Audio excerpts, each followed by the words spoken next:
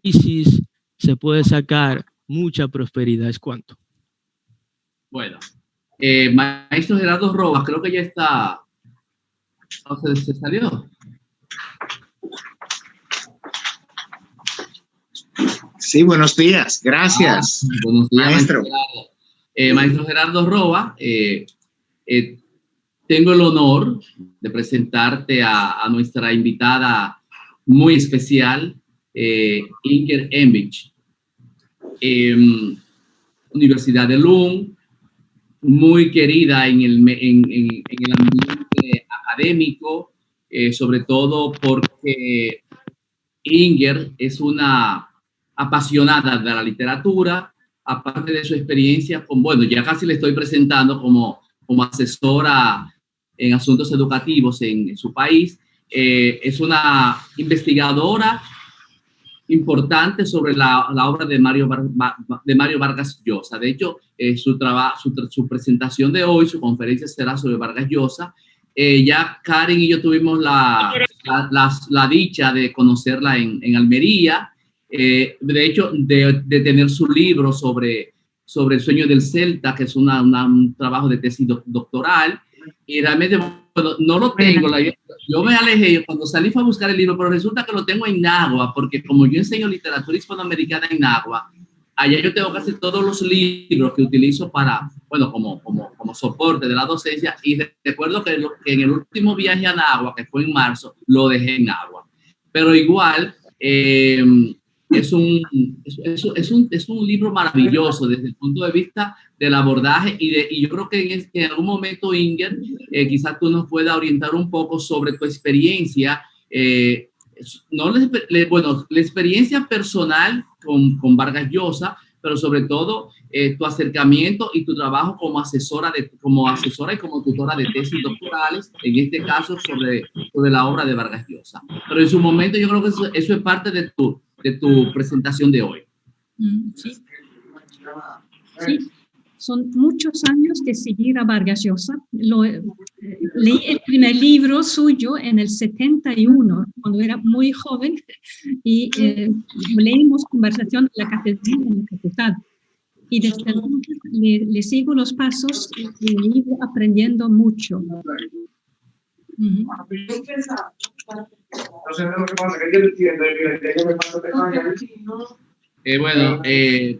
Yo debo, bueno, dar la bienvenida a la queridísima profesora que nos honra con su presencia para la Escuela de Letras a través de su cátedra de Historia de la Literatura, coordinada por este brillante coordinador que nos ha tocado. Es un placer recibir personalidades, investigadores de fuste como usted. Debo admitir que cuando leí el título, inmediatamente sentí cierta identificación mental con usted, aún sin conocerla, porque yo soy lector de las obras de Mario Vargas Llosa. Me gusta esa perspectiva, sobre todo histórica, que él plantea, cómo utiliza la historia para producir un discurso artístico, por ejemplo, en El Paraíso en la otra esquina, El mismo sueño del Celta, La verdad de la mentira, aunque otro tipo de obra. Obras interesantísimas y por ejemplo, la fiesta del chivo. Por tanto, yo creo que es una ocasión maravillosa y que viene a enriquecer lo que se está realizando, lo que se sigue realizando a través del diálogo literario internacional, que es una iniciativa de nuestro queridísimo fundador. En nombre de la Escuela de Letras, recibe a usted la más cordial bienvenida. Esta es su segunda casa y estaremos prestos a escuchar todas las informaciones que usted nos proporcionará en esta mañana. Ojalá y después de la pandemia podamos traerla aquí de manera presencial y continuemos compartiendo. Me encantaría leer igualmente el libro que ha mencionado el maestro Juan Aderzo, su tesis sobre el sueño del Celta. Yo te puedo prestar para, bueno, te podría, si Ingrid me autoriza, te podría clonar el libro para que tenga un mejor acercamiento con el trabajo de Inger y de sus asesorados. Muy bien. Bueno, vamos bastante bien. Tenemos todavía, bueno, 13 minutos ya. Ingrid, tú sabes cómo somos los caribeños, los latinos. No somos tan puntuales como los suecos. No pasa nada. Pero ya los alumnos, bueno, son básicamente alumnos y hoy es un día de trabajo. Lo que pasa es que por la diferencia de hora y por tu disponibilidad, decidimos hacerlo a esta hora. Sin embargo, creo que la aceptación, obviamente, bueno, están respondiendo como yo espero. Vamos a ver entonces, el señor decano está en una actividad con la rectora, por eso no ha entrado todavía. En su momento él entrará para saludar. Si les parece, podríamos iniciar formalmente. Sí. Bueno, en principio yo entendí que para hacer tu presentación realmente no necesitaba tanta información, sino más bien hacerla desde mi conocimiento y mi cercanía contigo. Inger, bueno, es hispanista, pedagoga, catedrática. Si lo buscamos, de hecho, en Wikipedia, ahí aparece con una trayectoria interesantísima en cuanto a lo que es su trabajo docente, pero sobre todo su trabajo en asesoría de tesis, en investigación, y sobre todo su pasión por Vargas Llosa. En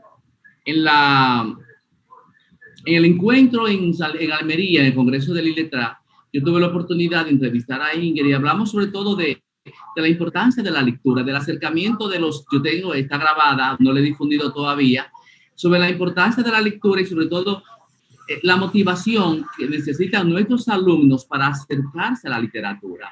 Y creo que sobre eso, no sé si tú recuerdas, Inger, se fundamentó prácticamente todo el diálogo que tuvimos en Almería. Lo importante es que Inger es de la Universidad de Lund, en Suecia, asesora, no sé si lo sigue siendo todavía, en asuntos educativos y pedagógicos de Suecia, del Ministerio de Educación, pero sobre todo, un dato interesante, creo que desde el 2000, nos encontramos en Almería 2019, pero creo que desde el 2017 ya tú habías sido invitada por ILETRA para participar en uno de los congresos. Sin embargo, en esa ocasión no se pudo. Pero a mí me resulta interesante la disposición de Inger a colaborar, a participar, a responder preguntas, a acercarse a los docentes que precisan de sus conocimientos. Y yo creo que de eso se trata, de compartir el conocimiento, de no querernos apropiar, porque entonces así pierde el sentido. Y en todo caso, este espacio, eso es lo que busca, un acercamiento con intelectuales, con personalidades del mundo de la literatura, de la educación, que realmente pueden aportar algo, porque yo creo que de eso se trata, y esta es la función de nosotros los educadores. Y creo que el mejor ejemplo de lo que es el conocimiento, compartirlo, difundirlo, aportar, yo creo que Inger es el mejor ejemplo. Y bueno, y en su momento también yo podría decir lo mismo de Pilar, que siempre está dispuesta a colaborar, dispuesta a entregar, y la verdad que para mí, se lo puedo decir con mucha honestidad, quizás este no sea el momento, pero para mí los espacios que me ha abierto el ILETRA son realmente maravillosos, y para mí esa ha sido posiblemente la mejor experiencia de mi vida, porque he tenido la oportunidad de encontrarme con gente maravillosa. Quizás digo, pero tú estás presentando ahí, ya te pone a hablar. Bueno, es que realmente esa es mi gran motivación, haber conocido a una mujer, a una docente como Karin, de la Universidad Evangélica Boliviana de Bolivia. Óyeme, periodista, maneja el tema del... Oye, yo creo que Karin lo maneja todo, es una mujer sumamente polifacética. Inger, formalmente, en esta edición especial del Diálogo Literario Internacional, para nosotros como Escuela de Letras, Facultad de Humanidades y para la Universidad Autónoma de Santo Domingo, es un enorme privilegio tenerte con nosotros.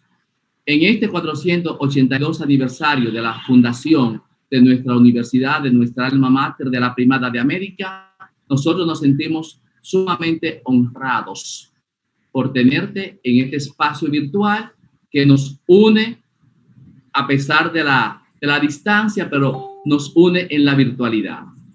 Sea bienvenida y a partir de hoy, la Universidad Autónoma de Santo Domingo, nuestra Escuela de Letras, también es tu escuela y la universidad siempre te da las puertas abiertas para recibirte cuando tú quieras venir a compartir con nosotros. Bienvenida.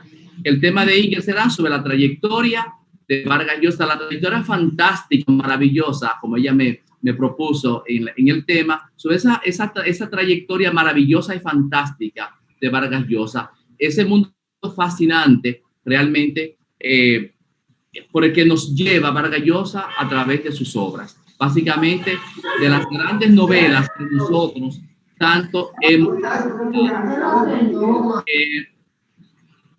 a partir de este momento, creo que podemos iniciar formalmente este diálogo literario internacional, edición especial, en honor a nuestra universidad, pero sobre todo en honor a los grandes hacedores de la educación y de la literatura.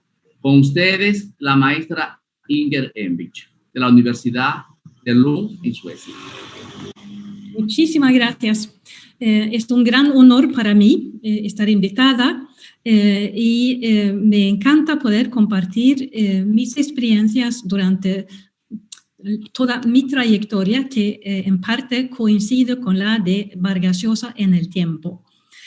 Yo sé que ustedes conocen mucho sobre él, sobre su trayectoria, sobre sus obras, sobre él como persona pública, así que pienso mencionar algunos aspectos de Vargas Llosa,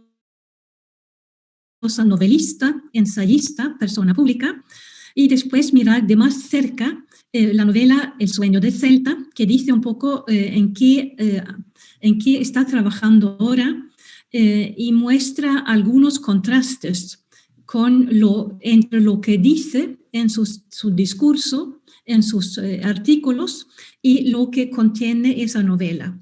Y pensé terminar con una perspectiva sobre un trabajo sobre las tesis sobre Vargas Llosa, porque creo que lo que revela ese trabajo son temas que nos preocupan o nos interesan a todos los profesores y estudiantes de literatura.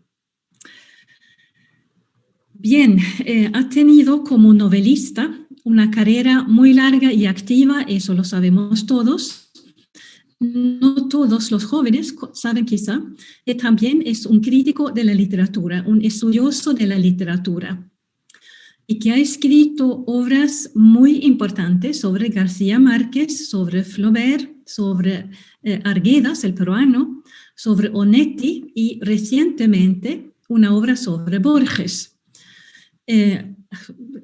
La obra que publica ahora sobre Borges es más bien una recopilación de entrevistas anteriores, pero su obra sobre García Márquez es estupenda, la mejor escrita sobre García Márquez, y el trabajo sobre Flaubert se puede releer muchas veces. Es decir, él saca con el estudio sobre García Márquez un doctorado. Eso quiere decir que, además de novelista, es un colega, para decirlo de algún modo, para los profesores de universidad, para los investigadores. Él sabe tanto de técnicas que nosotros, o más. Así que ha estudiado lo que podríamos llamar la artesanía de la profesión, los instrumentos de la profesión, y toma muy en serio la literatura. Eso es algo que quisiera mencionar. Aquí hay un ruido. Sí, yo escucho un ruido también, pero no sé de dónde proviene. Vamos a ver si desaparece.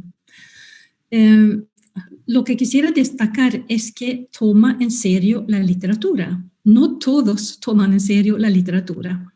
Y además no deja de estudiar. Con todos los éxitos que ha tenido, sigue estudiando. Y esto es un dato que realmente quisiera destacar. Sigue estudiando y toma en serio la literatura. Es un profesional de la literatura en todos los sentidos de la palabra. Yo, como muchos otros, he estudiado sus técnicas y su lenguaje. Como saben todos ustedes, la mayoría de los estudiantes seguramente, su técnica más importante son los vasos comunicantes o las acciones paralelas. Y lo interesante con esa técnica es que exige que el lector sea activo. Es que nos presenta un material y nosotros tenemos que ver cuál es la relación. Y esto se nota sobre todo al comienzo de su carrera, por los años 60, 70 también. Allí utiliza esa técnica para dejarnos libertad, para ver las relaciones entre los diferentes fragmentos. Sigue utilizando la técnica, pero ahora no da al lector la misma libertad para sacar las conclusiones. Así que la técnica es la misma, pero no siempre el efecto, el resultado de la técnica. Otra técnica, o si quiere, otro aspecto sobre el lenguaje que quisiera destacar es lo que él llama el nivel retórico. Es que escucha de cerca el lenguaje militar, el lenguaje político, el lenguaje religioso, los localismos, los peruanismos. Es que tiene el oído muy fino para captar lo que es especial en cada tipo de discurso y elegir o crear cierto vocabulario que nos indica cómo se piensa en ese grupo. Así que eso es lo que quiero decir, es que es más que una técnica, es más que cierto lenguaje. El lenguaje forma una técnica, el lenguaje viene a ser un ambiente. Así que por el lenguaje sabemos cómo se piensa en cierto grupo. Así que para terminar esa parte, su éxito, para decirlo de su profesión, es una combinación de unas técnicas y un lenguaje muy rico que juntos nos crean ambientes y nos deja participar activamente en la creación del contenido que nos propone. Y su riqueza, la precisión de su riqueza de vocabulario, la precisión de su vocabulario y su manejo de la gramática de la lengua española probablemente no tiene igual hoy en día. Muchos dirían eso. Y además, si han escuchado conferencias suyas, habla como un libro. Sin tener apuntes, habla de una manera muy elaborada, como si estuviera leyendo un manuscrito. Así que es una persona muy especial en cuanto al lenguaje y la estructura de la lengua.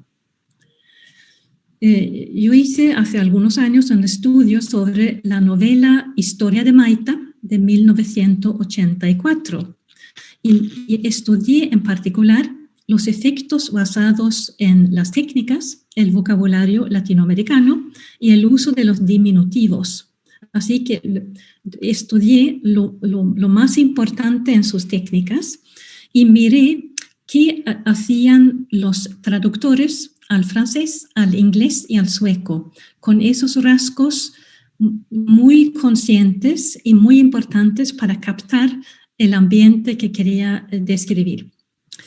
No voy a entrar en detalles, pero vi que hasta los traductores de vez en cuando se pierden ciertos usos de sus técnicas. El resultado más importante fue que para los lectores, porque también trabajé con lectores que no sabían español, pero lectores en inglés, en francés, en sueco.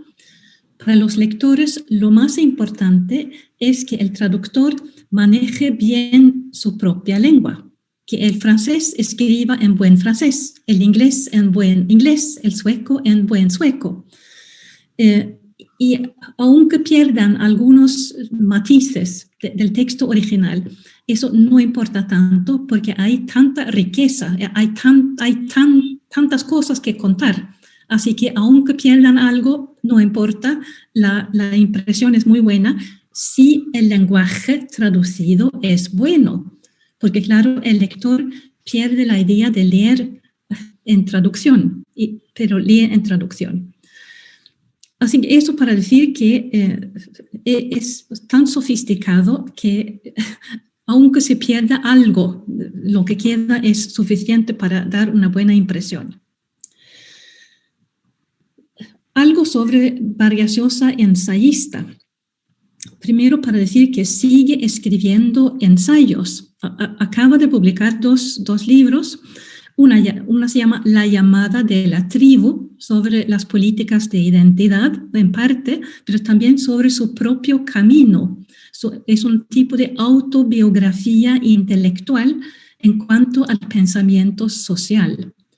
Esto me parece que es algo interesante para los lectores, pero es también interesante desde el punto de vista del propio Vargas Llosa.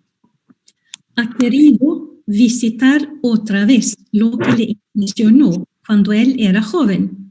Ha releído lo que le impresionó entonces y ha completado lo leído con biografías sobre el autor o sobre otras publicaciones. Eso también es tomarse en serio. Es algo que quiero repetir varias veces. Se toma en serio y me parece importante que un intelectual haga este ejercicio. También sabrán ustedes que publicó hace unos cuantos años La civilización del espectáculo, un estudio sobre las tendencias de frivolidad de los medios de comunicación.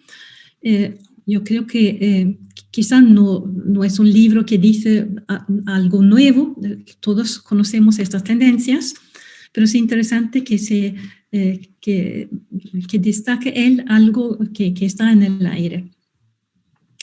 Y como periodista cultural y político sigue publicando sus columnas o sus artículos en El País y sigue entrando también en temas controvertidos. Lo que es importante destacar para hablar después del sueño del Celta es que en sus artículos siempre habla a favor de la democracia. Siempre, siempre, siempre dice que la democracia es un paso adelante, que hay que evitar todo tipo de dictadura, que siempre son peores que las democracias, aunque haya problemas con las democracias, siempre hay que apoyarlas, etc. Y toma muy en serio tanto la política como la literatura.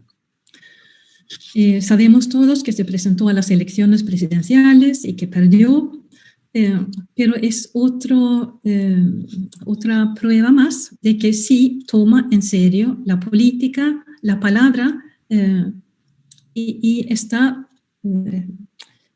preparado a jugarse algo para mostrar que va en serio. Y como saben todos ustedes también, ahora es un personaje público y cuando le entrevistan en cualquier lugar del mundo, sabe que tiene que cuidarse porque sus palabras vuelan. Dice algo en Buenos Aires y una hora más tarde se comenta en París o en otro lugar.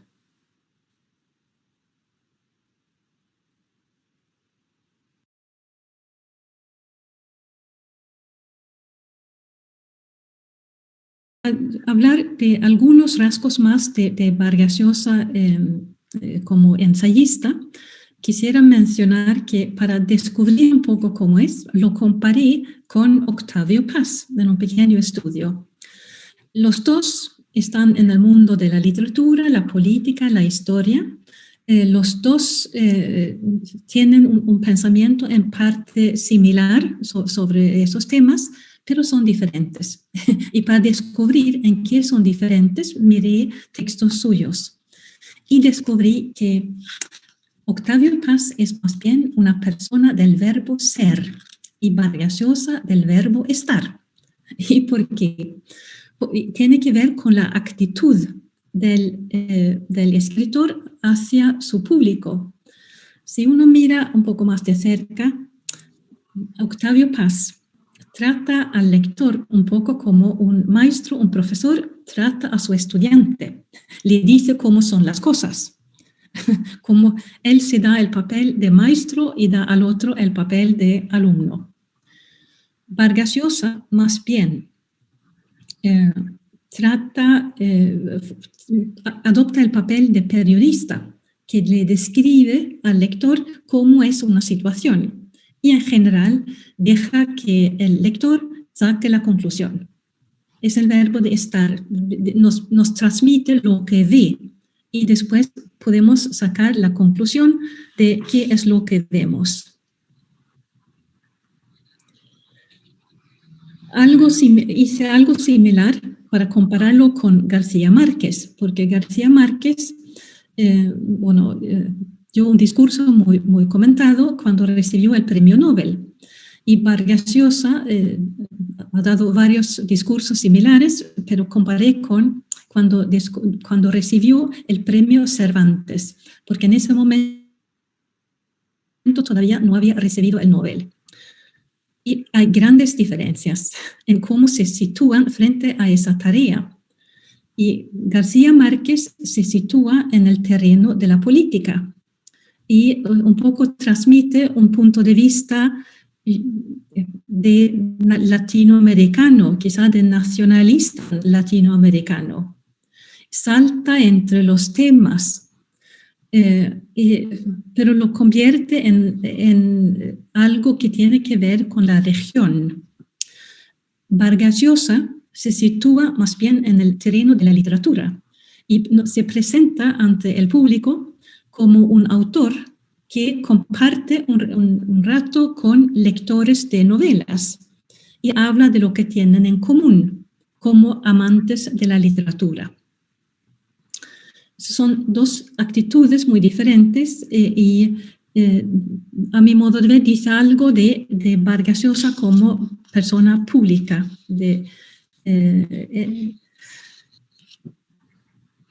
Y quisiera dejar ahora un poco lo general sobre Vargas Llosa novelista, Vargas Llosa ensayista, Vargas Llosa persona pública, para mirar una novela específica, El sueño del Celta. Y lo que me llama la atención en esa novela es que es lo que dice en la novela indirectamente es algo bastante diferente de lo que dice cuando da una conferencia o escribe un artículo. Él ha comentado alguna vez que de vez en cuando, después de una conferencia, alguien se le acerca y dice: muchas gracias, pero a mí me gustan más sus novelas que sus artículos o sus ensayos. Y entonces Vargas Llosa, según él mismo dice, suele contestar: bueno, entonces que lean mis novelas. Pero hay algo cierto en eso. No siempre dice lo mismo en sus ensayos y en sus novelas. Y voy a mostrar eso hablando del sueño del Celta. Es una novela de 2010 y trata de un personaje real, un británico que se llama Roger Casement, y una situación de hace 100 años. Y tiene que ver con la recogida de caucho en el Congo y en el norte del Perú, cerca de Colombia. Y hay como 3 partes en la vida de ese Casement, partes recogidas por el novelista. Primero, una parte en que él vive en África, y trabaja para una empresa inglesa, y en 1903 el gobierno británico le pide que vaya al Congo y que investigue sobre los abusos de los indígenas en la recogida del caucho. Lo hace, vuelve después y ve cosas horribles, vuelve a Inglaterra, escribe un informe, ese informe se presenta en el Parlamento, la prensa muestra su indignación y se logra un cambio. Bélgica, o el rey Leopoldo de Bélgica tiene que entregar el Congo al Estado belga y las cosas mejoran por lo menos algo. Y Casement se convierte en un héroe. Y 10 años más tarde, en 1911, le mandan a hacer lo mismo en el norte del Perú, en una región llamada el Putumayo, y descubre que la situación es peor todavía, si posible. Y otra vez escribe un informe, se publica en Inglaterra, el Parlamento pasa a actuar, la empresa responsable en Perú se tiene que cerrar y la empresa ya no puede cotizar en la bolsa en Londres. Así que también allí se logra un cambio. Pero la última parte de la vida de ese señor es muy diferente, porque después del Putumayo está deteriorado físicamente, es exhausto, deja su servicio como funcionario y se convierte en nacionalista. Hola, ¿qué pasó? ¿Cómo estás? Oye, bien, gracias a Dios. Cuéntame. Y se convierte en nacionalista irlandés. Y esto no se explica muy bien en el libro, porque él nació en Irlanda del Norte, de una familia protestante, viene de una familia de Noruega, quedó huérfano muy joven, dejó los estudios muy pronto. Es decir, que no tiene casi ningún lazo a lo que se llama la República Irlandesa. Así que, y en el libro no se explica muy bien. Y después pasa a Alemania, durante la Primera Guerra Mundial, pasa a Alemania para hacer propaganda contra Gran Bretaña, para intentar separar Irlanda de Gran Bretaña, y escribe panfletos, vuelve a Irlanda, es capturado, es llevado a Londres, es juzgado por alta traición y dice, está muy de acuerdo con eso, quiere ser condenado por traición y es ejecutado. Así que es un hombre muy curioso. Y ahora viene, ¿qué hace Vargas Llosa con ese material? Porque aquí lo que es interesante para los estudiosos de la literatura es su propio posicionamiento ante su protagonista. ¿Cómo decide hablar él de su protagonista? Y allí tenemos varias cosas. Tenemos el texto mismo y lo que está dentro, y tenemos un epílogo, y tenemos un texto al dorso, y tenemos lo que dice Vargas Llosa sobre su protagonista. Y una manera de explicar el problema es, él repite cómo admira a su protagonista, pero no dice que se podría admirar al primer protagonista y no tanto quizá al último. Lo interesante es que Vargas Llosa no establece ninguna distinción sobre lo que hace Casement en diferentes fases de su vida.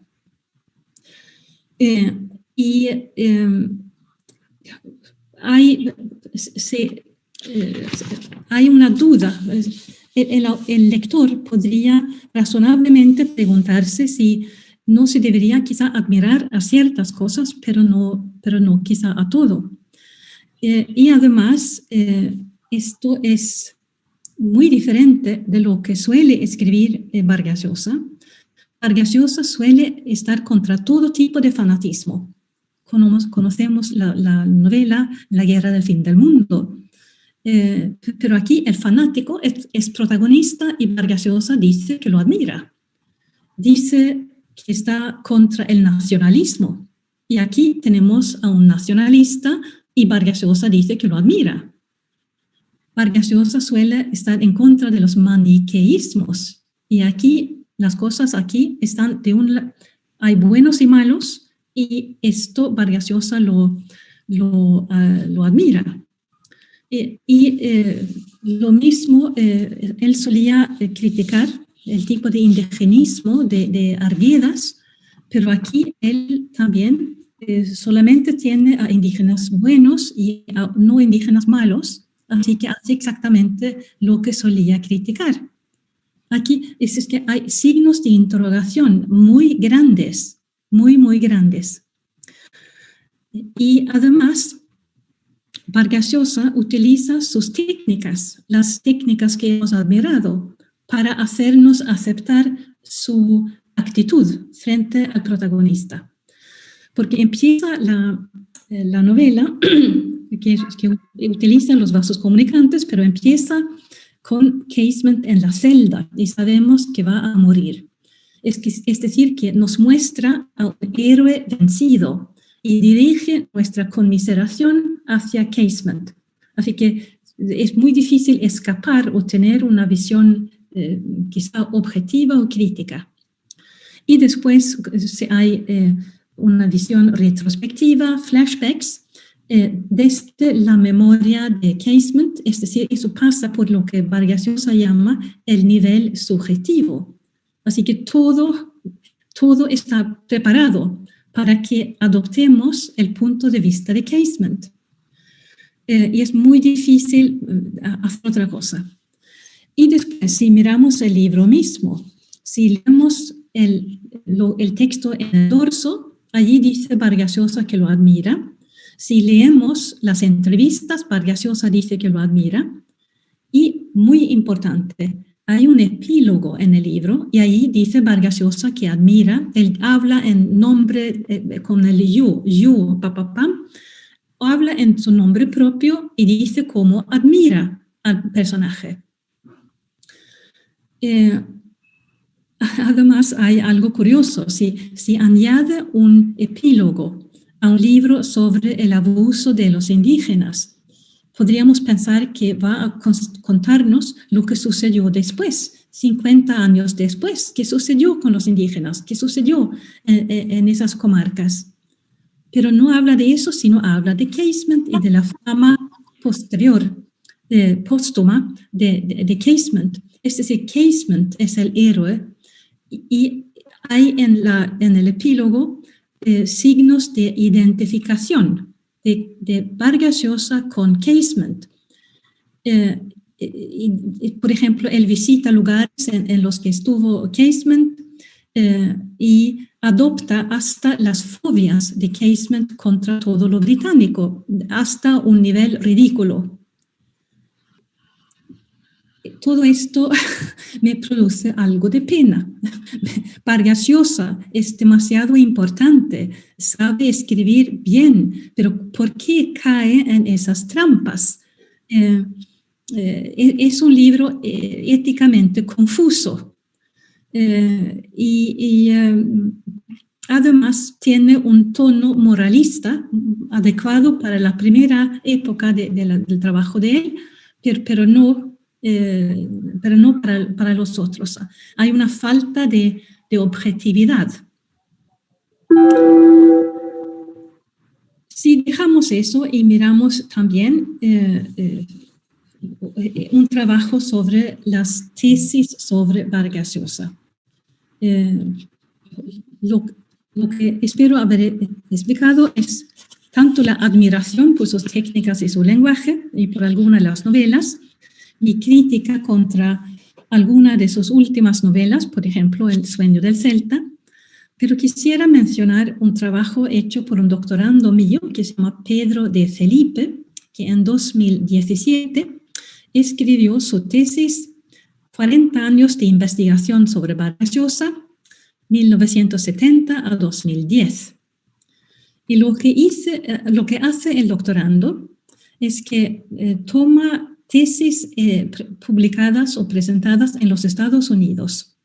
Bueno, primero porque elegir a Vargas Llosa, bueno, por su larga trayectoria, por su trayectoria variada, por ser uno de los escritores más destacados de la literatura latinoamericana de hoy. Eso número uno.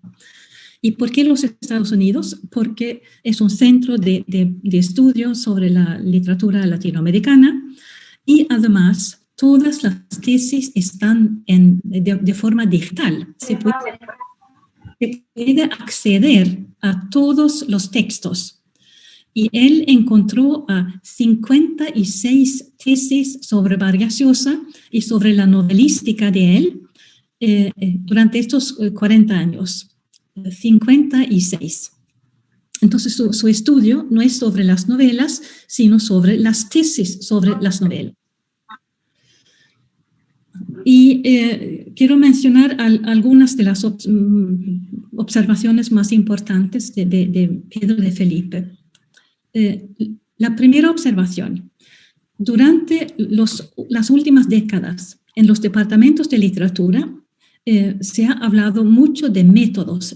Ha habido cursos de métodos y todos han tenido que pasar por esos cursos. Pero y él pensaba que ahora va a haber tesis organizadas según métodos, pero es que no las hay. El método brilla por su ausencia. Y algo peor todavía, muchas veces cuando él busca como una pregunta de investigación dentro de una tesis, los doctorandos hacen caso omiso del formato normal con pregunta de investigación, método de investigación, conclusión. Así que es algo muy vago y poco informe. Y él lo notó porque estuvo desesperado,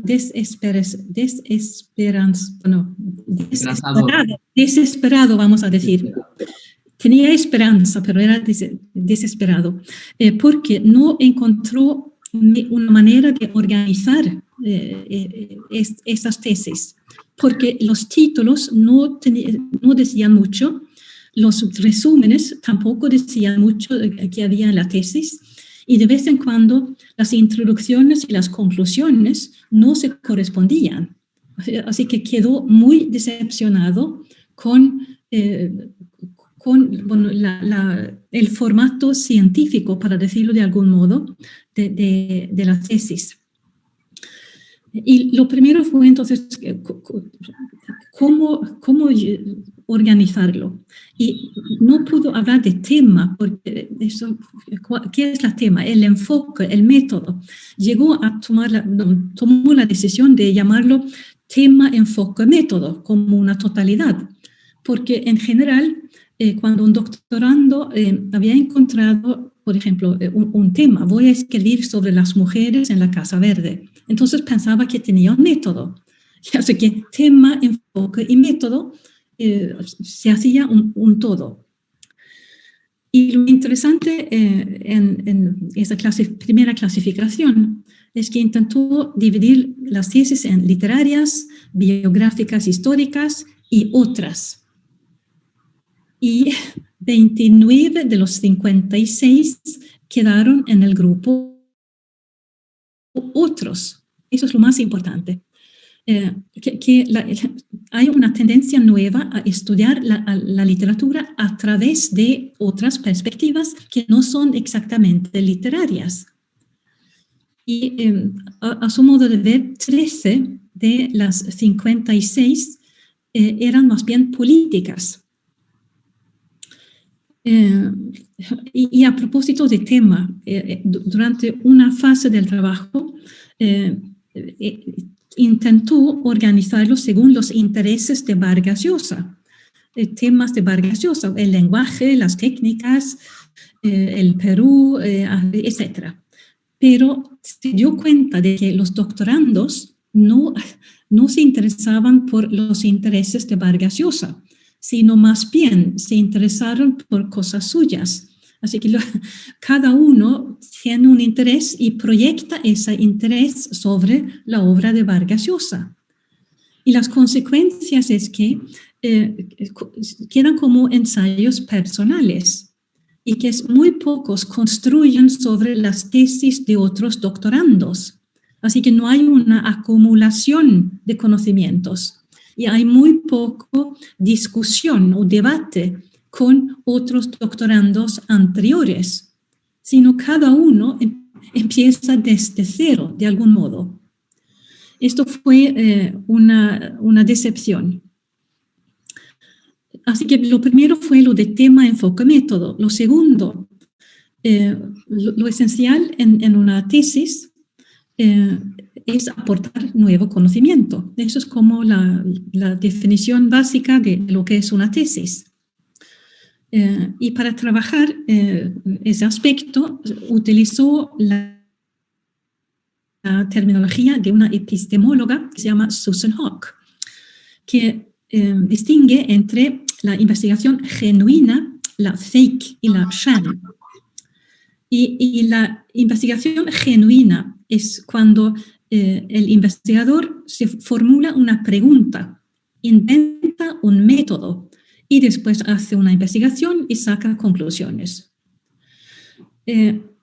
Lo que ella llama fake es cuando alguien escribe sobre un tema pero sin formular ninguna pregunta, sino juntando más o menos observaciones alrededor de un tema. Así llega a mencionar datos, a afirmar datos, pero quizá no a probar datos. Y la tercera forma es la que ella llama sham, y es como la investigación al revés. Es empezar con el resultado, decir, yo quiero probar que Vargas Llosa es esto o otro, y después se buscan argumentos para llegar a esa conclusión y mostrar lo que la persona pensaba desde el comienzo. Es decir, esto no es en realidad investigación, o no es una investigación imparcial, por lo menos. Y aplicando esa terminología, esos conceptos, llegó a ver que lo de genuinas, decía que había 10 de 56. Es decir, que para él la mayoría de las tesis eran sham o fake. Es decir, que había un problema con el diseño mismo de la investigación.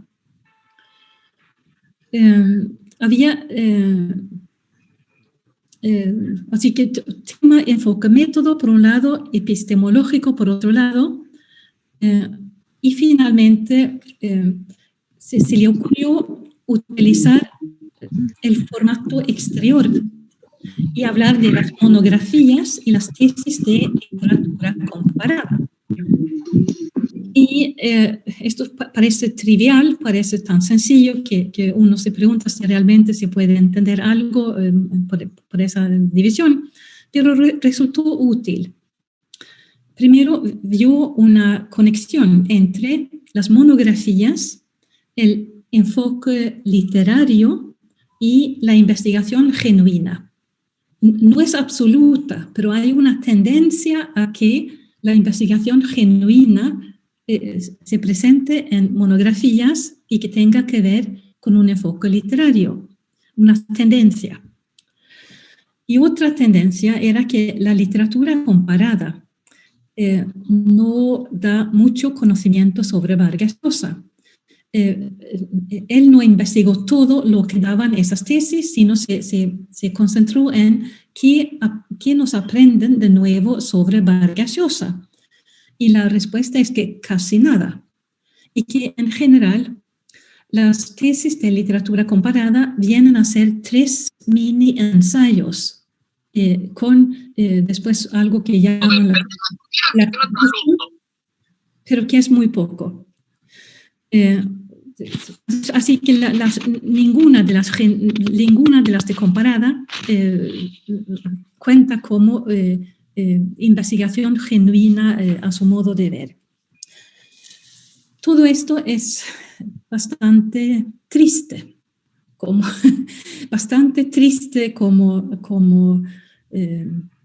conclusión.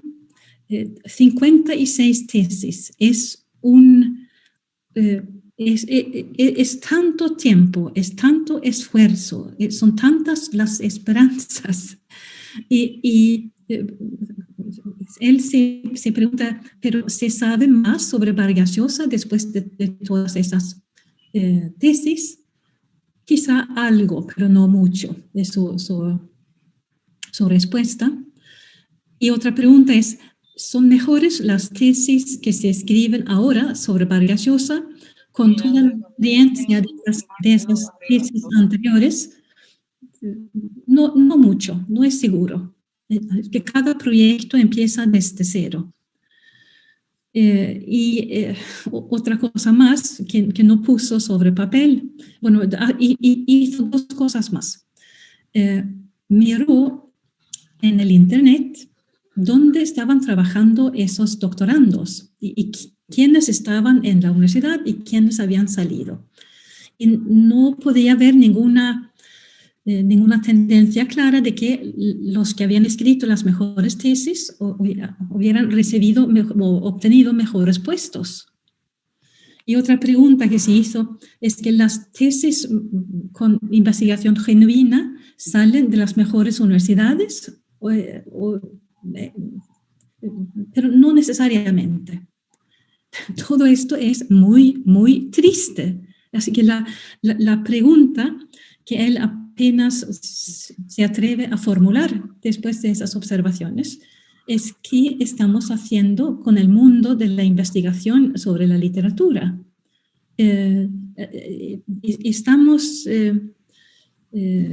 Aquí hay arena movediza. Y algo más que no puso sobre papel, pero que comentamos cuando estábamos mirando las tesis, es que Vargas Llosa es conocido por la claridad de su expresión, por la riqueza y la precisión de su expresión. Pero esto no se ve reflejado en las tesis. Los doctorandos no siempre se dejan contagiar o inspirar por los textos que están leyendo. Y algunas veces, un poco bromeando, nos dijimos, ¿qué habrá hecho Vargas Llosa para merecer eso? Y muchas gracias. Y ahora sus preguntas. Sí, bueno, ya Karin tiene una, pero yo preferí permitir que tú hicieras toda tu exposición, porque nosotros anunciamos esta actividad como una conferencia diálogo, y en virtud de eso, bueno, pues la dinámica justamente es esta. Yo voy a decir algunas cosas y luego le voy a dar la palabra a Karin para que haga su pregunta. Sin embargo, debo recordarle a los amigos que se conectaron luego que tenemos a nuestra queridísima Inger Envich de la Universidad de Lund, de Suecia, como nuestra invitada especial en esta edición especial del Diálogo Literario Internacional, que nos ha fascinado con su disertación sobre el fascinante mundo, la trayectoria fantástica de Mario Vargas Llosa. Voy a leer, Inger, algo que encontré en tu perfil en Wikipedia. Dice, para Envich, la mayoría de los sistemas educativos, y ahora voy a educación para después conectar algunas ideas, de los sistemas educativos actuales carecen de objetivos claros, que no se encuentren dispersos y no ofrece modelos ni pone retos a superar, impidiendo la creación de un horizonte al alumno como individuo y a la sociedad de que es miembro. Precisamente cuando te escuchamos sobre tu asesoría de una tesis doctoral importante sobre el sueño del Celta, justamente a nosotros, y creo que es la pregunta de muchos, lo que nos llega a la mente es cómo se han estado manejando las tesis sobre autores importantes, en este caso sobre Vargas Llosa, la difusión, la falta de método, el copy-paste, la falta, digamos, hasta de objetividad. Mi pregunta ahora es, ¿cómo nosotros, y ese es justamente el punto que a mí como docente quizás más me interesa, cómo nosotros podemos justamente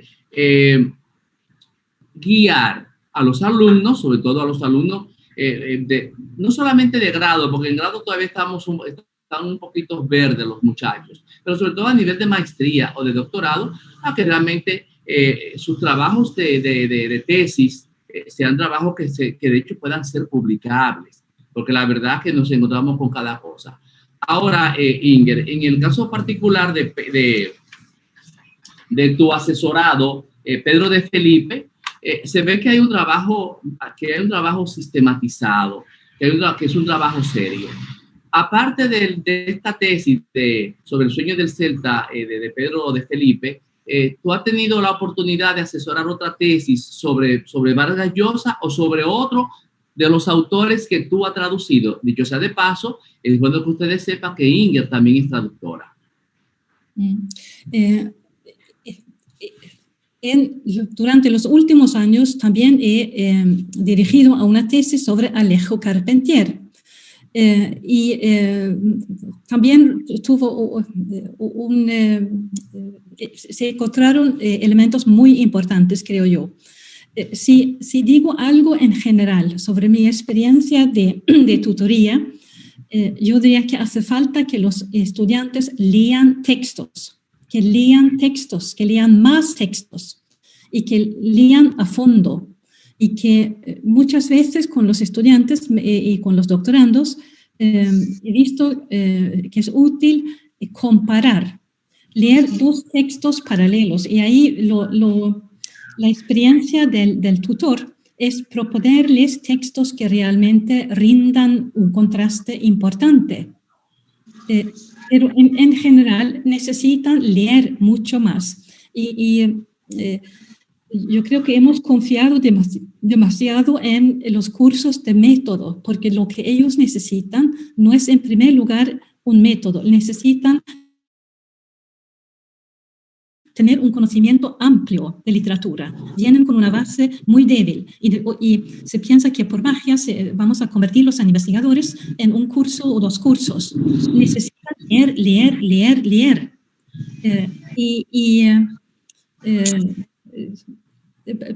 Leer para tener una opinión pública, para no ser guiados por autoridades, por no dejarse engañar con una autoridad que no es en realidad autoridad, para formarse como intelectuales.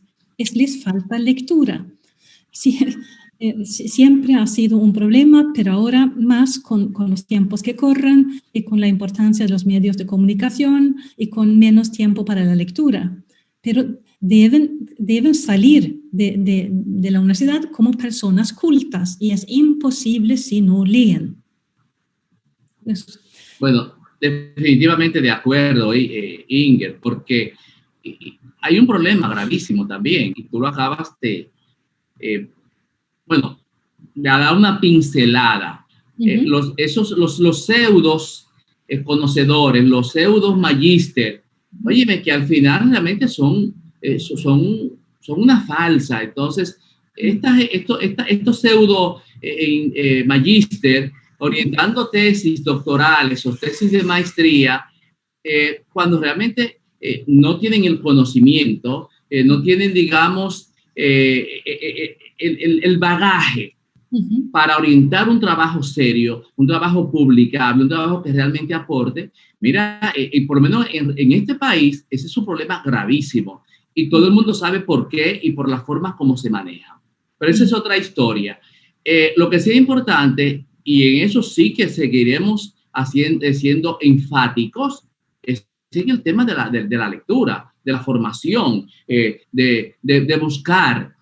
Y no solamente, y en esto quizás pueda diferir con muchos, yo entiendo que no solamente buscar en Internet. Yo creo que todavía tenemos que seguir comprando libros, así sea por Amazon, pero hemos perdido un poquito ahora con el tema de la virtualidad el contacto con el libro físico. Y yo creo que de alguna manera tener el libro, manosearlo, citarlo, de algún momento, rayarlo, que lo quieras rayar, yo creo que es importante. Pero lo importante al final es que los muchachos lean, porque la formación depende fundamentalmente de la lectura y sobre todo de la lectura de textos que son fundamentales. Sí, repito otra vez más lo que he trabajado y que lo que me ha salido bien es insistir en la lectura y, por ejemplo, en el nivel de la maestría, hacer que haya parte de la prueba para un curso, por ejemplo, de literatura latinoamericana, es que les saco un trozo de texto y deben decir de qué libro es. Y siempre evito, claro, los nombres de los protagonistas, pero pongo algo típico, una expresión colombiana, en una novela colombiana, algo así, para que vean que tienen que leer el libro. Tienen que haberlo leído y tienen que haberlo leído, en mi caso, en español y no en traducción. Si no, no aprueban. Y es una manera de mostrarse serio. Si eso no lo decimos, no es suficiente leer un resumen, etc.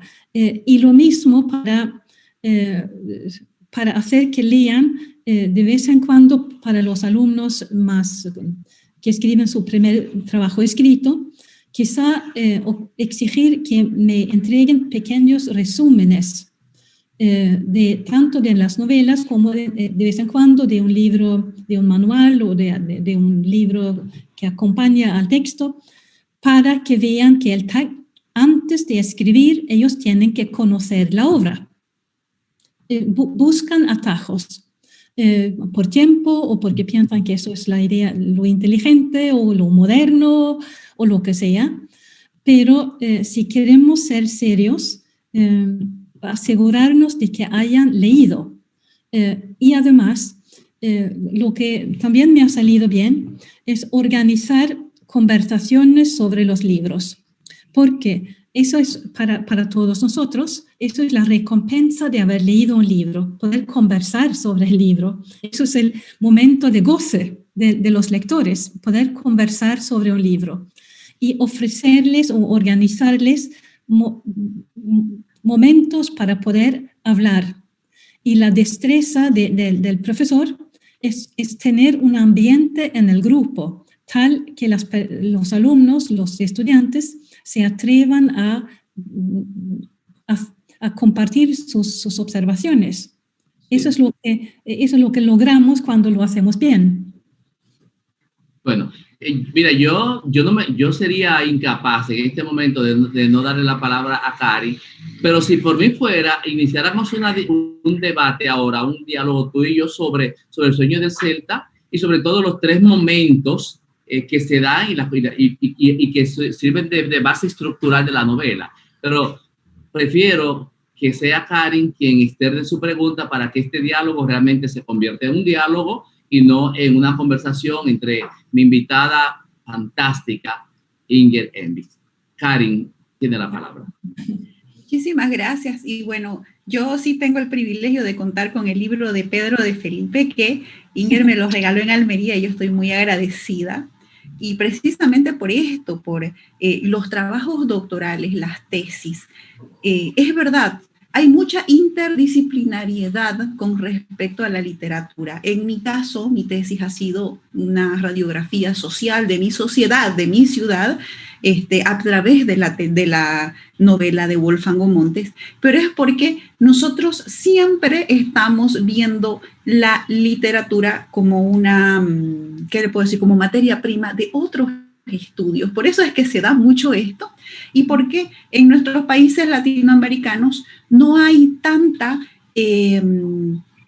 no hay estos departamentos de literatura hispanoamericana y aparte italiana, alemana, ¿me entiendes? O sea, esto es muy europeo, esta especificidad, ¿ya? Y norteamericano, porque aquí nosotros no tenemos eso. Por eso es que la interdisciplinariedad nos permite tomar la literatura como materia prima y llevarla hacia nuestro terreno, en mi caso, la comunicación y el periodismo.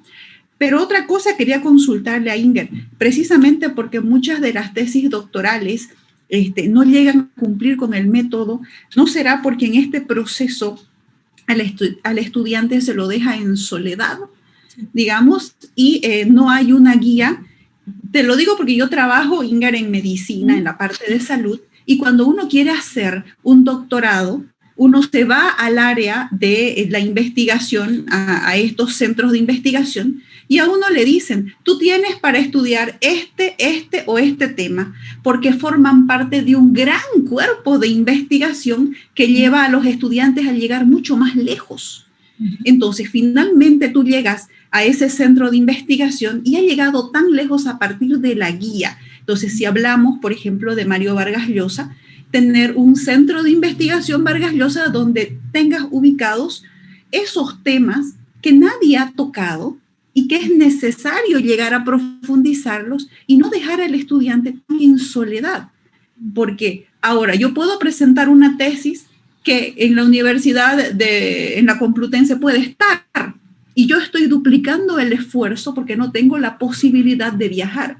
Pero si yo voy a un centro de investigación específico sobre un autor, voy a identificar los temas pendientes y voy a tener el apoyo para llegar mucho, mucho más lejos.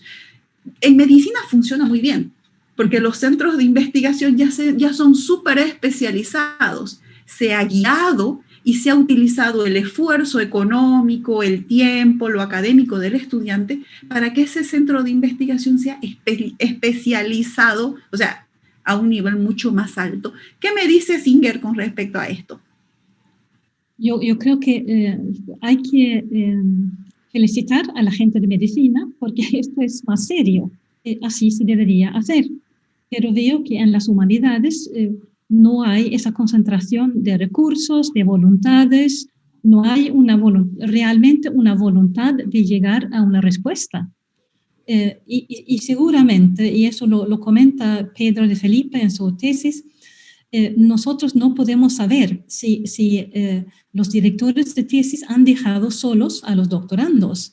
No sabemos si hay una especialización en Vargas Llosa y podemos preguntarnos, ¿pero por qué el doctorando eligió ese tema? ¿Cuál era la preparación del tutor?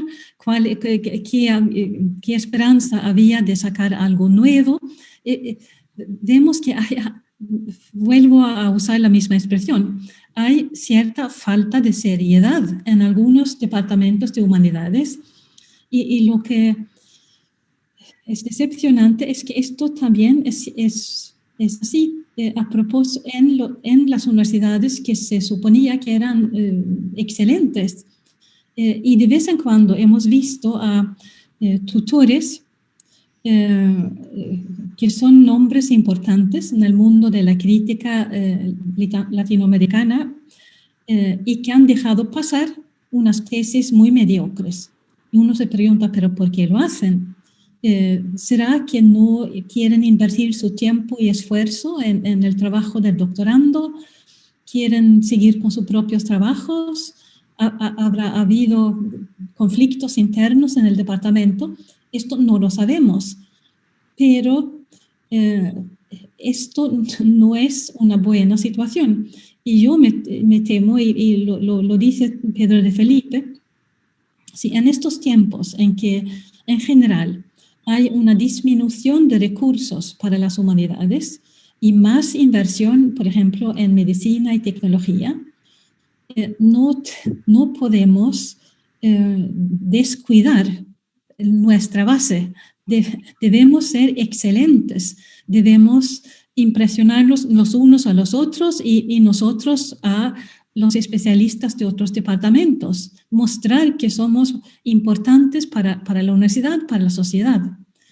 Y las tesis que hemos estado mirando no dan esa impresión, sino dan la impresión de alguien ha tenido que sacar un doctorado para poder postular a un trabajo en la universidad, que eso es como un billete de entrada. Y además es muy triste que aún una tesis muy buena no asegura un buen puesto. Parece que hay elementos personales más importantes. A propósito de lo que dijiste al comienzo sobre lo interdisciplinario, seguramente hay razones prácticas por eso, pero es muy difícil. Yo he hecho un trabajo interdisciplinar una vez con un grupo de personas y estudiamos la obra del escritor español Juan Goytisolo. Tuvimos una beca de 3 años, de varios puestos, pudimos organizar encuentros, leímos, porque como es un autor muy complicado y hay muchos aspectos, tanto literarios como extraliterarios, colaboramos con expertos en diferentes campos. Y vimos que es muy, muy, muy difícil hacer un buen trabajo interdisciplinario porque todos deben saberlo todo. Y hace falta una voluntad de trabajo, pero bestial, para organizarlo. Y si no se hace así, en realidad es algo fragmentado. Cada uno hace su pequeña cosa. Si una última cosa y después me callo. En el simposio final del proyecto Goytisolo, y estamos más o menos por el año 1997, habíamos podido invitar a los mejores expertos sobre su obra, éramos unos 20 personas, y cuando vimos el tipo de tema que había elegido cada uno hablaba de sí mismo y Goytisolo. Podríamos haber puesto el tema, yo y Goytisolo. Una persona nacida en Marrakech en Goytisolo. Un marroquí que vivía en España. Los marroquíes en España. Una mujer, las mujeres en la obra de Goytisolo. Y un largo etcétera. Todos hablaban de sí mismos. Y de cierto modo podemos decir que, claro, aprovechan un conocimiento que tienen, pero eso no viene a ser una visión, eso no hay una fusión, eso no cuaja en una visión, sino queda como fragmentos. Y vamos a llamar esto interdisciplinar o vamos a llamarlo multidisciplinar, y más bien era multidisciplinar. Y que voy a hacer una pequeña confesión pública. A mí me decepcionó mucho ese congreso porque no había ningún interés entre los expertos presentes en llegar a una visión en conjunto de la obra de Goytisolo. Nadie tenía interés en decir qué es lo fundamental, qué es el núcleo, qué significa para el futuro. Y podemos decir que qué importa al mundo si somos 20 personas especialistas en Goytisolo y si llegamos o no a una conclusión. Para el mundo no importa, pero ni siquiera para nosotros que estábamos allí y que habíamos dedicado tantos años, ni siquiera el grupo presente tenía interés en formular una conclusión. Entonces, mi conclusión privada es que esto no es completamente serio. No es completamente serio. Y lo digo en voz baja y espero que nadie me oiga, porque esto no es un plus para nuestro mundo. Bueno, yo de hecho silencié mi micrófono porque había un poco de ruido. Inger, definitivamente yo creo que la mayoría de los docentes que estamos en este diálogo nos identificamos de una manera, pero ahora en mi caso particular me identifico más contigo porque realmente uno saca conclusiones y tú dices, pero ¿qué hago aquí? Sí. ¿Qué hago aquí? ¿Por qué pierdo mi tiempo en algo que realmente no nos conduce a nada, sobre todo cuando tú te das cuenta de que la persona en la que tú estás confiando un proyecto, una idea, realmente no se lo toma en serio? Y yo creo que esa es la gran decepción que nosotros Lo que sí nos tomamos las cosas en serio cuando vemos estas situaciones que se dan con una frecuencia increíble en nuestro ambiente académico. Tenemos dos preguntas. Primero Samuel y luego el señor Ubaldo. Señor Ubaldo, primero Samuel, porque es un invitado, es uno de nuestros invitados y nosotros somos los anfitriones. Así que vamos a darle la palabra a Samuel y después al señor Ubaldo. Samuel de Brasil. Háblanos en español, Samuel. Buenas tardes para todos. En verdad me gustaría hacer un comentario de una experiencia que tuve durante mi maestría y como que esta habla de Inger es muy, muy interesante, especialmente porque cuando hablamos de metodología científica y los estudios de literatura. Y como también la literatura, o mejor el análisis de la literatura, los alumnos han que tener conocimientos de algunas cosas. Mi proyecto de maestría fue el efecto del haiku en la prosa de Adriana Lisboa, que es una escritora brasileña, y para hacer este análisis ya conocía la lengua japonesa y necesitaba tener más conocimientos sobre el haiku. Y mi tutora no sabía de este tema, no sabía de nada, casi nada, tanto que tuve que irme a la USP, en la Universidad de São Paulo, para charlar con una maestra de japonés, de literatura japonesa. O sea, hay una cosa en que, por ejemplo, hablabas de Juan Goytisolo, que leí también, y una cosa que percibí también en Juan Goytisolo es que para leer Juan Goytisolo es necesario un conocimiento de árabe también, y de francés, porque allí él cambia mucho la lengua española y hay toda una sintaxis y toda una, ¿cómo puedo decir? Toda una sintaxis, toda una característica de la poesía árabe también.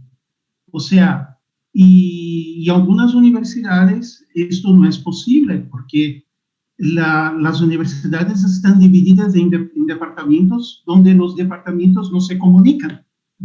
O sea, como un alumno de literatura que está estudiando, por ejemplo, la literatura española en Juan Goytisolo, va a tener acceso, por ejemplo, a la lengua árabe para saber más sobre Juan Goytisolo.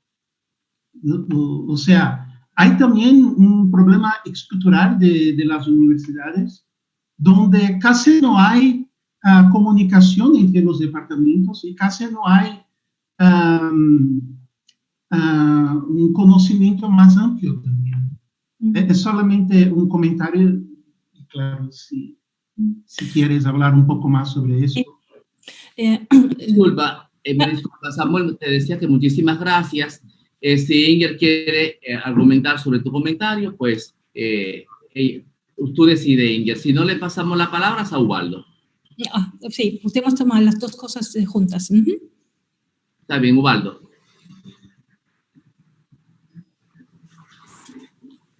Saludos, buenas. Ubaldo Rosario, de Santiago de los Caballeros. Soy abogado y escritor.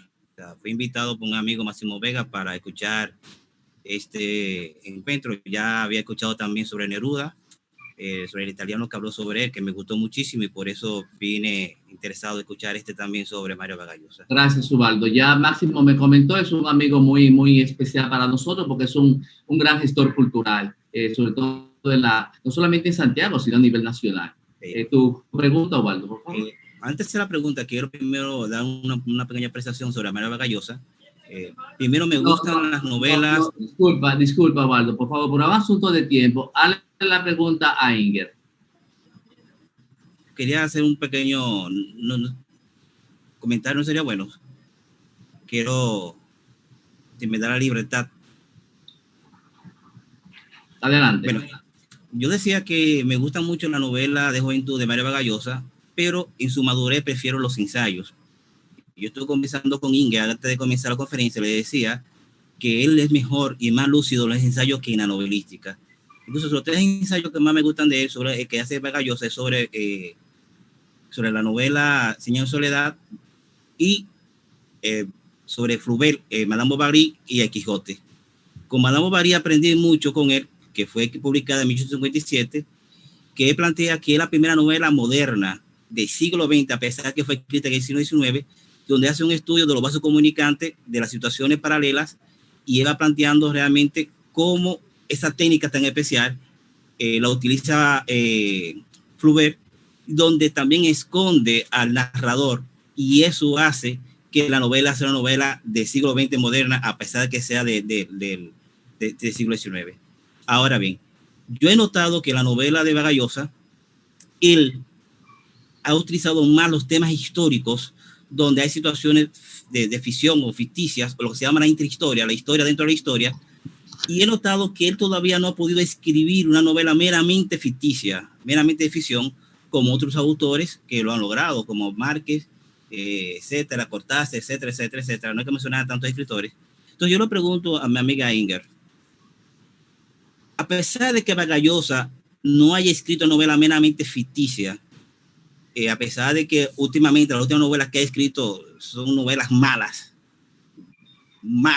y escúchame que lo diga, a que sea un premio Nobel, ¿merece Vargas Llosa el premio Nobel de Literatura de 2010? Yo creo que se merece el premio, pero más por lo que hizo en los años 60, 70, 80. Es mi opinión. Yo creo que a partir de más o menos esa época es más interesante como ensayista. Pero es mi opinión. Luego es una persona como intelectual, es muy interesante, es un intelectual muy completo, es novelista, es ensayista, es periodista, es personaje público, y últimamente da conferencias y habla retrospectivamente sobre el boom, sobre sus compañeros del boom, tiene una perspectiva muy amplia y abarca ahora no solamente un tiempo muy largo, sino también diferentes partes del mundo. Como intelectual es muy importante y ahí la novela es una parte. Eso a propósito de Vargas Llosa. Y para trabajar sobre Vargas Llosa con doctorandos, un doctorando serio tiene que leerse mucho, porque ahora tiene tantas novelas, tantos ensayos, tiene que escuchar conferencias y tiene que dedicar varios años solo a conocer la obra de Vargas Llosa antes de poder aportar algo. Y algo similar tiene que ver con Goytisolo también, porque para hablar de Goytisolo uno tiene que conocer la historia española, historia francesa, un poco el mundo musulmán del norte de África, ya que algo sobre Turquía, escribe sobre Turquía, escribe sobre Sarajevo, escribe mucho sobre Cuba, trabaja técnicas de postmodernas, de sujetos que cambian, de vez en cuando son mujeres, de vez en cuando son hombres, para escribir, para conocer, para entender algo tan complejo y algo algo que cuesta tanto dolor al propio autor. Uno tiene que leer muchísimo, muchísimo, para no decir algo superficial. Y la dificultad así que es difícil llegar a un tipo de conclusión, un tipo de síntesis sobre lo esencial de su obra. Pero si no lo hacemos nosotros, los especialistas, ¿quién lo va a hacer? Y si no nos atrevemos a hacerlo, ¿por qué aceptamos dinero público? La mayoría de nosotros vivimos de dinero público. Tenemos que atrevernos a decir que esto sí vale la obra, vale la pena leer, esto sí lo puedo discutir con mis alumnos y decir por qué es bueno, por qué es malo, o qué tiene de interesante, qué es ¿cuál es la novedad? Hay muchos aspectos. pero está basado en una voluntad de aprender. Y lo que yo tuve, para mí fue eso de estudiar sobre Vargas Llosa, eso fue un doctorado. Estudiar a Juan Goytisolo fue otro doctorado. Estudiar la educación en diferentes países fue un doctorado, fueron muchos doctorados. Pero el doctorado de Goytisolo lo considero, doctorado entre comillas, lo considero posiblemente más importante todavía que Vargas Llosa. Estudiar a Vargas Llosa para mí fue aprender algo sobre el mundo de habla hispana. Esto fue para mí nuevo. Yo había empezado con inglés, francés y alemán, así que el español fue un paso más. Interesarme por Goytisolo fue otro paso más, porque fue hacia el mundo árabe, hacia el mundo musulmán, hacia el mundo homosexual, hacia el mundo del rencor, de la desconfianza, de otras actitudes. Fue muy, muy, muy importante leer cómo se ve el mundo desde una perspectiva muy diferente de la mía. Y para eso sirve la literatura. Y yo creo que podemos despertar el entusiasmo de los alumnos, mostrándoles qué es lo que podemos aprender a través o en conexión con la literatura. No es apartarse del mundo, es ver cuál es mi conexión con ese mundo. Sí. También he notado que... Gracias, pero me disculpa, Osvaldo, me disculpa. Me disculpa porque ya solo nos quedan 6 minutos. Como siempre, no queremos abusar de la amabilidad, de la nobleza de nuestros invitados. Sin embargo, me veo precisado a hacer una aclaración. En el caso particular de Vargas Llosa no es un señor, no es un hombre, no es un personaje público que le cae bien a todo el mundo. Quizás esa sea una de sus debilidades, pero sin embargo, hay que reconocer el valor de Vargas Llosa, el valor universal de Vargas Llosa como uno de los escritores más importantes de América Latina y quizá de la literatura universal, sobre todo por la seriedad con la que asume su trabajo. En El sueño del Celta, por ejemplo, que es una obra realmente interesantísima, hay un elemento que a mí me llama la atención y eso quizás me merezca a Vargas Llosa un poco más de respeto, y es que Vargas Llosa se documenta, se prepara, y los datos que aporta son datos realmente fidedignos, pero eso él lo puede hacer porque él tiene un equipo detrás de él que le sirve de soporte. Por ejemplo, es una novela, que es una técnica que se está usando mucho en la narrativa, donde grandes autores, por ejemplo, Julia Navarro, española, hay una parte al final que tú encuentras fácilmente 4 o 5 páginas de bibliografía utilizada por el autor para construir una novela.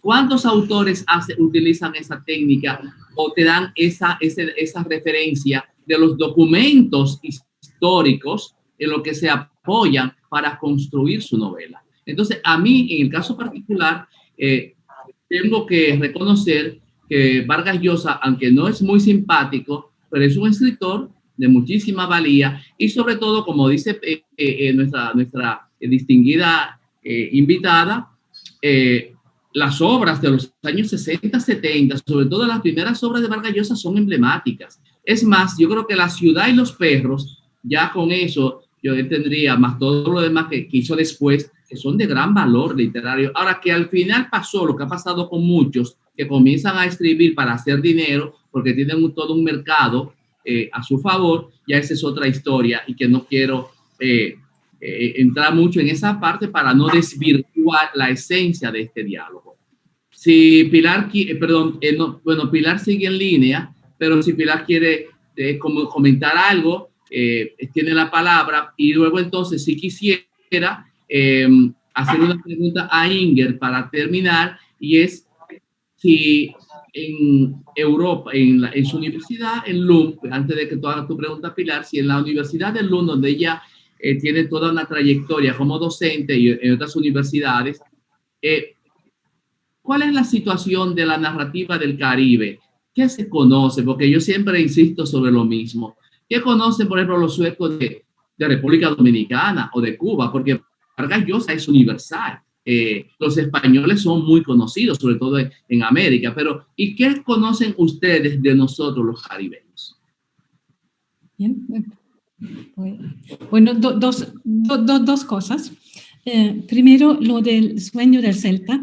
Yo creo que le ha salido menos bien a Vargas Llosa en comparación con la fiesta del chivo, porque para la fiesta del chivo tenía mucho más material. Sí. Trabaja con el material y le saca el jugo y le recombina, pero para el sueño del Celta tenía un material menos amplio y menos diverso y menos interesante. Y ahí su manera de trabajar funciona menos bien.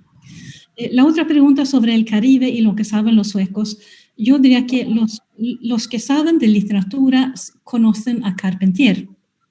Cubano. Sí, y sobre todo a Carpentier. Los que saben mucho conocen a algunos otros, pero cubanos. Así que lamento decirlo, pero poco. Bueno, es una pena, y ahora sí termino, es una pena que no conozcan, por ejemplo, un poquito de literatura dominicana, y yo creo que ese es el trabajo nuestro, que la gente sepa, por ejemplo, que tenemos a un Marcio Veloz Magiolo que tiene, digamos, trascendencia, un Andrés L. Mateo, los escritores de la década del 65, de la Revolución, los escritores que ya de anteriores y sobre todo posteriores a la caída del Trujillato. Bueno, de hecho, la novela del Trujillato, que es La fiesta del chivo, y ahí estaríamos conectando con Vargas Llosa, es una novela justamente sobre la dictadura trujillista, y donde el personaje realmente importante es una mujer, pero no voy a contar la historia porque se supone que la leyeron. Lo importante para mí es que realmente la literatura dominicana y la literatura caribeña realmente tenga algún tipo de difusión en otras partes del mundo. Ese es mi interés. Muy bien. Pilar. Yo voy a ser brevísima. Felicidades, como siempre, a esta nueva convocatoria, querido Juan Aderso, y enhorabuena, querida Inger. Yo te conozco y te sigo desde el punto de vista de metodóloga, de pedagoga. Me encantan tus declaraciones, que leo con interés una de las entrevistas en El País. Comparto contigo lo que opinas sobre la evaluación de nuestros estudiantes, sobre la división de los niveles. Enhorabuena, porque me parece que eres una voz ilustrada y muy solvente, que desde el norte de Europa creo que puedes irradiar. De hecho, das luz a los mediterráneos del continente y quizá a otros países. Acabo con una mención. Yo suelo trabajar en mi clase de escritura creativa con el cuento Elogio de la madrastra. Y cuando digo este título, quizás se echan las manos a la cabeza, porque toda la idea de erotismo que desprende yo la aparto, y lo único que quiero es que trabajen mis estudiantes diálogos del jovencito, del protagonista, con la madrastra. Nada más. Por mí, aplausos. De verdad, Inger, ha sido un gusto escucharte y reitero, Juan, que continuemos con esta convocatoria. Muchas gracias. Bueno, yo le voy a dar la palabra, lo siento porque ya el tiempo se nos agotó. Si el doctor Gerardo Roa, que está por aquí, quiere decir algo como director de la escuela y sobre todo como parte de los proyectos que nosotros estamos impulsando a través de la Cátedra Historia de la Literatura, si quisiera decir algo, el doctor Gerardo Roa.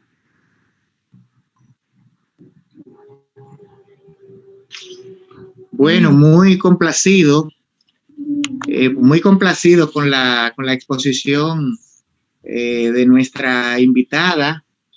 La verdad es que mientras la escuchaba, yo dije, bueno, lo que nosotros estamos realizando aquí está bien encaminado. Ya nosotros no vivimos en una isla, en el entendido de que no estamos conectados del trabajo epistemológico que en el campo de la literatura se realiza en términos de investigación. Pensé igualmente un autor que leí hace poco, un autor francés, Pequeña Ecología de los Estudios Literarios, que explica y coincide con la exposición magistral que nos ha hecho la doctora en esta mañana tarde, ¿verdad? Por el hecho de que la crisis está en la investigación sobre lo que se produce, sobre la literatura como tal. Y que por tanto eso que menciona la doctora que sucede en Europa, en esos lares, de que la gente en términos de investigación, a veces en el campo de la literatura, porque se cree que es el goce estético, lo que produce muchas veces ensayo, comentario, pero se olvida de que hay un rigor, de que hay una epistemología, de que hay una narratología de la literatura que exige el planteamiento de un problema y la aplicación de los procedimientos del método de investigación científica. De manera que esta mañana ha sido altamente productiva para nosotros y nos sentimos altamente identificados con la exposición que ha presentado la profesora, la brillante maestra que nos honra con su presencia a distancia, desde la distancia. Nos sentimos altamente complacidos, agradecemos a los profesores de nuestra Escuela de Letras, a nuestros estudiantes y a los profesores de la Facultad de Humanidades por haber dicho presente a esta actividad y estar tomando apunte. Yo sé que el señor coordinador, nuestro querido coordinador, maestro Juan Adelso Riveras Eduardo, está grabando esta actividad y que posteriormente podremos utilizarla en los grupos de maestros. Así será. Para la Escuela de Letras, para la Facultad de Humanidades, realmente esto es lo que se llama un saludo afectuoso y esperamos pronto poder, después de la pandemia, volver a contar, pero ya no a través de una aplicación, sino que podamos traer. Muchas gracias. Gerardo, se va la voz. Gerardo, se va la voz. Entonces vamos a concluir con la, Gerardo. Tenemos problemas de escucha con tu audífono, Gerardo. Sí, muy bien. Pues entonces decía que nos gustaría más adelante, después de la pandemia, hacer los arreglos para recibir las instrucciones de esta intelectual de fuste, ya no a través de aplicaciones virtuales, sino en la presencialidad en el campus principal de nuestra Universidad Autónoma de Santo Domingo y, ¿por qué no, en los recintos, centros y subcentros de nuestra institución? Así que desde la distancia le mando un abrazo y mis más sinceras muestras de empatía con su ejercicio epistemológico en el campo de la literatura. Muchísimas gracias, maestra Inger. Por favor, unas palabras finales para despedir esta edición especial de nuestro diálogo literario internacional. Esta vez sobre la trayectoria fantástica de Mario Vargas Llosa, de la cual la maestra, nuestra amiga Inger Embich, es realmente una apasionada y una experta. Maestra Inger, despida este espacio que ha sido maravilloso tenerla como invitada especial. Bueno, gracias por haberme invitado. Ha sido una ilusión. Son muchos años y ahora mismo estoy recordando mi primer acercamiento a Vargas Llosa. El primer libro latinoamericano que yo leí muy joven fue Los Pasos Perdidos de Carpentier y quedé maravillada de lo caribeño en ese sentido. Así que me siento muy en casa en vuestro mundo, en su mundo también. Muchas gracias.